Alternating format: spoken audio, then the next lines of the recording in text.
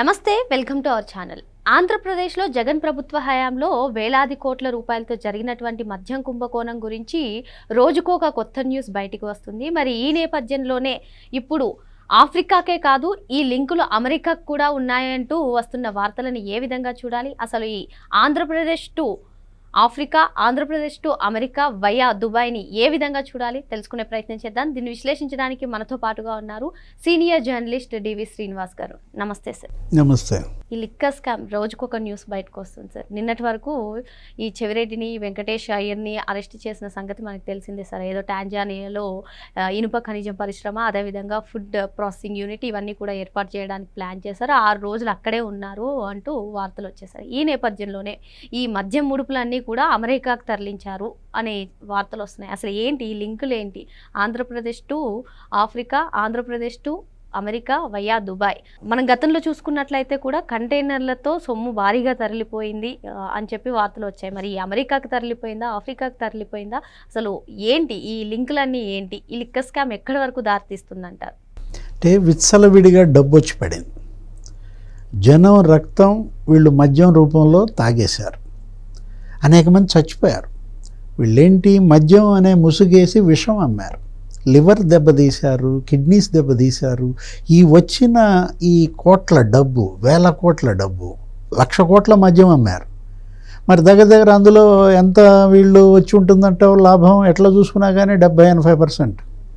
ఆ 70-80 వేల కోట్లు వీళ్ళు మొత్తం ఈ దేశాలన్నిటికీ అక్రమ రవాణా చేశారా, మనీ లాండరింగ్ చేశారా? అంటే దుబాయ్ అనేది కేవలం షెల్టర్ జోన్ మాత్రమే. అక్కడ మీటింగ్లు పెట్టుకునేవాళ్ళు, అక్కడ ఇవన్నీ కూడా డిస్కస్ చేసేవాళ్ళు, ఆంధ్రప్రదేశ్లో అమలు చేసేవాళ్ళు. గ్రౌండ్ ఆంధ్రప్రదేశ్లో ఈ కొల్లగొట్టిన డబ్బంతా ఇవాళ ఆఫ్రికా తీసుకెళ్లారన్నారు. అదే చెవిరెడ్డి భాస్కర్ రెడ్డి, మోహిత్ రెడ్డి, ఆ వెంకటేష్ నాయుడు వీళ్ళంతా మరి ఒక వారం రోజులు ఆఫ్రికాలో ఉండి మొన్న జనవరిలో అక్కడ ఏదో ఈ స్టీల్ ప్లాంట్ పెట్టాలనో లేదా ఫుడ్ ప్రాసెసింగ్ ప్లాంట్ పెట్టాలనో వాళ్ళతో పాటు అక్కడ పని చేసిన వాళ్ళు, ఆ వారం రోజులు వాళ్ళతో పాటు అక్కడ టాంజానియా లేకపోతే అక్కడ జింబాబ్వే, జాంబియా అక్కడ తిరిగిన వాళ్ళు ఎవరు? ప్రణయ్ ప్రకాష్, అతను వాంగ్మూలం 164 ఇచ్చాడు. ఎవరో ఒక జియాలజిస్ట్ ఘోర్పడే అనే అతను అక్కడంతా కూడా తిరిగినట్టు ఆ టాంజానియాలో, ఆ జింబాబ్వేలో. అంటే ఇప్పటిదాకా మనం ఆఫ్రికా లింకులు అనుకున్నాం. ఆఫ్రికా ఎగుమతి, ఈ డబ్బంతా అక్కడికి తీసుకువెళ్ళడం షిప్ల ద్వారా. ఇప్పుడు కొత్త రూట్, కొత్త ఛానల్, కొత్త దేశం ఏంటి? అమెరికా. అమెరికాలో షిప్పింగ్ కంపెనీ అనగానే, అసలు షిప్పింగ్ అనగానే మనకు గుర్తొచ్చే వైసీపీ నాయకుడు ఎవరు? Dwarampudi Chandrasekhar Reddy. Rice mafia, ration rice 20,000 కోట్లు ఆయన ఆఫ్రికా దేశాలకు అప్పట్లో మరి షిప్పింగ్. అతను ఎమ్మెల్యేగా, వాళ్ళ నాన్న భాస్కర్ రెడ్డి ఏంటి ఆయన సివిల్ సప్లైస్ కార్పొరేషన్ చైర్మన్గా, వాళ్ళ తమ్ముడు వీరభద్రారెడ్డి ఎవరో అతనేంటి ఆ షిప్పింగ్ ఏజెన్సీ అసోసియేషన్ అధ్యక్షుడిగా, రైస్ మిల్లర్స్ అసోసియేషన్ అధ్యక్షుడిగా, కాకినాడ పోర్టు నీళ్లు చెరబట్టారు. 20,000 కోట్ల రైసు వీళ్ళు అక్రమ చేశారు రవాణా అని అప్పట్లో పవన్ కళ్యాణ్ ఆరోపణలు. ఆయన అసలు ముఖ్యమంత్రి, డిప్యూటీ సీఎం అయినాక ఆయనేంటి ఆ షిప్ పట్టుకున్నాడు, సీజ్ ద షిప్ అన్నాడు. అంటే షిప్పింగ్ ఏజెన్సీ, షిప్పింగ్ అనగానే మనకు గుర్తొచ్చే డి గ్యాంగ్, మరి ఇప్పుడు ఈ చెవిరెడ్డి గ్యాంగు ఆఫ్రికా, మరి ఆ కసిరెడ్డి గ్యాంగ్ అది అమెరికా. అంటే ఇవన్నీ జగన్ గ్యాంగ్ బ్రాంచీలు. ఏది ఇప్పుడు ఈ కే గ్యాంగ్ కావచ్చు, ఈ డి గ్యాంగ్ కావచ్చు, సి గ్యాంగ్ కావచ్చు, పి గ్యాంగ్ కావచ్చు. పి గ్యాంగ్ అంటే పెద్దిరెడ్డి గ్యాంగ్. ఇవన్నీ జే గ్యాంగ్లో నీకు చిన్న చిన్న బ్రాంచెస్ అన్నమాట. ఇప్పుడు అమెరికాలో షిప్పింగ్ కంపెనీ ఏంటి? ఆ కంపెనీ పేరు జగతి షిప్పింగ్ కంపెనీయా? జగతి అనగానే ఆ పేరు పెట్టింది నేనే అంటాడు విజయసాయిరెడ్డి. ఆ రోజు ప్రెస్ మీట్ పెడుతూ షర్మిలకి ఆస్తులతో సంబంధం లేదంటూ జగన్మోహన్ రెడ్డిలో జగ, భారతీలో తీ కలిపి నేనే పెట్టా అన్నాడు. అంటే ఇప్పుడు ఆ షిప్పింగ్ కంపెనీ అసలు అమెరికాలో ఎక్కడ? అమెరికా అనగానే మనకు గుర్తొచ్చే ఆయన కసిరెడ్డి రాజు. కసిరెడ్డి రాజు అమెరికాలో మరి ఆయన వ్యాపారాలు గతంలో, ఆయన అక్కడ వైసీపీ ఎన్ఆర్ఐ వింగ్, అక్కడ వసూళ్ళు, ఆ ఫండ్ రైజింగ్ ప్రోగ్రామ్, ఏది ప్రతిపక్షంలో లేకపోతే అధికార పక్షంలో. ఇప్పుడు అమెరికాలో ఎక్కడ పెట్టారు ఈ షిప్పింగ్ కంపెనీ అంటే డెలావరా. ఎందుకంటే డెలావర్ మరి కసిరెడ్డి రాజు స్థావరం. లేకపోతే కమ్మింగ్లో పెట్టాడా, అక్కడ కొన్ని కంపెనీలు ఆయనకు ఉన్నాయి. జార్జియానా, ఏ స్టేట్లో పెట్టాడు, ఏ సీషోర్లో పెట్టాడు. ఇప్పుడు డెలావర్లో పెట్టారా, లేకపోతే ఇక్కడ పెట్టారా, అసలు జగతి షిప్పింగ్ కంపెనీయా, లేకపోతే వర్ష షిప్పింగ్ కంపెనీయా. లండన్లో దీవి కొన్నాడు జగన్మోహన్ రెడ్డి అన్నారు. అంటే పిచ్చ డబ్బు.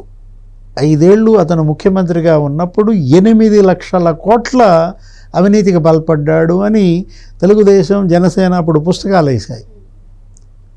అంటే ఈ మొత్తం ఈ డబ్బంతా విదేశాలకి ఇతను మనీ లాండరింగ్ చేశాడా? ఆయన పైన గతంలో సిబిఐ 12 ఛార్జ్షీట్లు, ఈడీ 9 ఛార్జ్షీట్లు. ఎప్పుడు 13 ఏళ్ల క్రితం. ఆ కేసుల్లో 13 ఏళ్ళుగా బెయిల్పై ఉన్నాడు. వాళ్ళ నాన్న హయాంలో చేసిన అవినీతి, 1,00,000 కోట్ల అవినీతి. హైకోర్టుకి అప్పుడు సిబిఐ ఇచ్చిన అఫిడవిట్లో 43,000 కోట్ల అవినీతి అని నిర్ధారించింది. అంటే అప్పుడు 43,000 కోట్లు మనీ లాండరింగ్. అదే ఈడీ 9 కేసులు, 6 దేశాలకి మనీ లాండరింగ్ చేశాడు జగన్మోహన్ రెడ్డి. 6 దేశాలకి అప్పుడు సిబిఐ లెటర్స్ పంపింది. లెటర్ ఆఫ్ రొగేటరీస్ అంటారు, LORs. ఏది, అటు స్విట్జర్లాండ్, హాంకాంగ్, మారిషస్, ఆ తర్వాత బ్రిటిష్ వర్జీనియా ఐలాండ్స్. ఆ 6 దేశాల మనీ లాండరింగ్ గుట్టు ఇంతవరకు బయటపెట్టిందా ఈడీ? అది బయట పెట్టలేదు కదా, ఇంకా అది నన్నేం పట్టుకుంటుంది అనే ధీమాతో ఇప్పుడు అది తండ్రి హయాం, ఇది ఇతని హయాం. కొడుకే ముఖ్యమంత్రిగా, ఇప్పుడు జగనే సీఎంగా అయినప్పుడు అప్పుడు 6 దేశాలకు చేస్తే పట్టుకోలేకపోయారు, ఇప్పుడు 60 దేశాలకు చేస్తే పట్టుకుంటారా? అంటే ఆ రోజే ఏది తోటకూర దొంగతనం చేసినాడే ఆ రోజే పట్టుకుని ఉంటే ఇప్పుడు ఈ లక్షల కోట్ల డబ్బు ఇవాళ విదేశాలకు వెళ్ళేది కాదు. అంటే ఇప్పుడు ఎంత డబ్బు వీళ్ళు విదేశాలకి లాండరింగ్ చేశారు. కృష్ణదేవరాయలు ఇప్పటికీ లోక్సభలో ప్రసంగం చేసి ఎన్ని రోజులైందమ్మా, ఎన్ని నెలలైంది? అమిత్ షాకి ఆధారాలు ఇచ్చి ఎన్ని నెలలైంది? ఇప్పుడు ED money laundering Sunil Reddy చేశాడు, దుబాయ్కి 2,000 కోట్లు అని చెప్పాడు. ఇంతవరకు సునీల్ రెడ్డిని పట్టుకున్నారా, అడిగారా? అంటే ఈడీ ఎంటర్ అయింది ఇందులోకి అన్నారు, వివరాలు ఇవ్వండి మేము టేకప్ చేస్తున్నాం అంటూ అది వాళ్ళు కూడా కేసు రిజిస్టర్ చేశారు.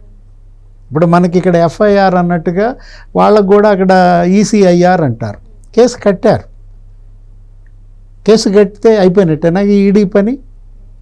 ఇంతవరకు ఎన్ఫోర్స్మెంట్ డైరెక్టరేట్ ఎందుకు దీన్ని పట్టుదలగా ఇవాళ, మరి ఇది గతంలో నిందితుడే, ఇతనే కొత్త నిందితుడు కాదు. ఒక పాత 9 కేసుల్లో నిందితుడిగా ఉన్న వ్యక్తి ముఖ్యమంత్రి అయి మరి ఇన్ని దేశాలకి ఇంత వేల కోట్లు మరి లాండరింగ్ చేస్తే ఒక ప్రజాప్రతినిధి, ఒక లోక్సభ సభ్యుడు అసలు 4,000 కోట్లు విదేశాలకు లాండరింగ్ చేశాడనే ఆధారాలు ఇచ్చానని చెబితే అదేమైంది? దీని సంగతి ఏంటి? ఇప్పుడు అమెరికాలో షిప్పింగ్ కంపెనీ గుట్టు మట్లన్నీ బయట పెడతారా? ఇది మనం అడిగే ప్రశ్నలు కాదు, జనం నిలదీస్తున్నారు. ఇది జనం సొమ్ము, జనం రక్తం తాగారు, జలగల్లాగా పీల్చి పిప్పి చేసి వాళ్ళ లివర్ దెబ్బతీశారు, కిడ్నీస్ దెబ్బతీశారు. 30,000 మంది చచ్చిపోయారమ్మా. 52% లివర్ దెబ్బతింది, 48% మంది కిడ్నీస్ దెబ్బతిన్నాయి. అంటే లక్షల మంది బాధితులే. ఇంకా దీన్ని ఇలాగే చూసి చూడనట్టు వదిలేస్తారా? ఇప్పటికైనా అమెరికాకి ఎంత అక్రమంగా నగదు కంటైనర్ల ద్వారా వీళ్ళు లాండరింగ్ చేశారు, ఆ కంటైనర్ల గుట్టు తేల్చాలి. ఈ షిప్పింగ్ కంపెనీ గుట్టు తేల్చాలి. అక్కడ స్టీల్ ప్లాంట్, టాంజానియా, జాంబియా అవన్నీ కూడా బయట పెట్టాలి. చెవిరెడ్డి లింకులే కాదు, పెద్దిరెడ్డి లింకులు, పెద్దిరెడ్డి రామచంద్రారెడ్డి ఆఫ్రికా వ్యాపారాలు. ఎందుకంటే మిథున్ రెడ్డి ఈ కేసులో A4 100 కోట్లు నేనే వీళ్ళకి వ్యాపారం చేసుకుంటానంటే ఇప్పించానన్నాడు విజయసాయిరెడ్డి. సజ్జల శ్రీధర్ రెడ్డి, కసిరెడ్డి రాజు, లేకపోతే మిథున్ రెడ్డి నా దగ్గరకు వచ్చి డబ్బులు ఇప్పించమంటే అరవిందో ద్వారా ఇప్పించానన్నాడు. అంటే మరి 100 కోట్లు పెట్టుబడి ఏంటి, 1,00,000 కోట్ల వ్యాపారం ఏంటమ్మా? ఆ 99,000 కోట్ల గుట్టు ఇవాళ బయట పెట్టాలి. మరో అంశంతో మళ్ళీ కలుద్దాం. Thank you sir. నమస్తే.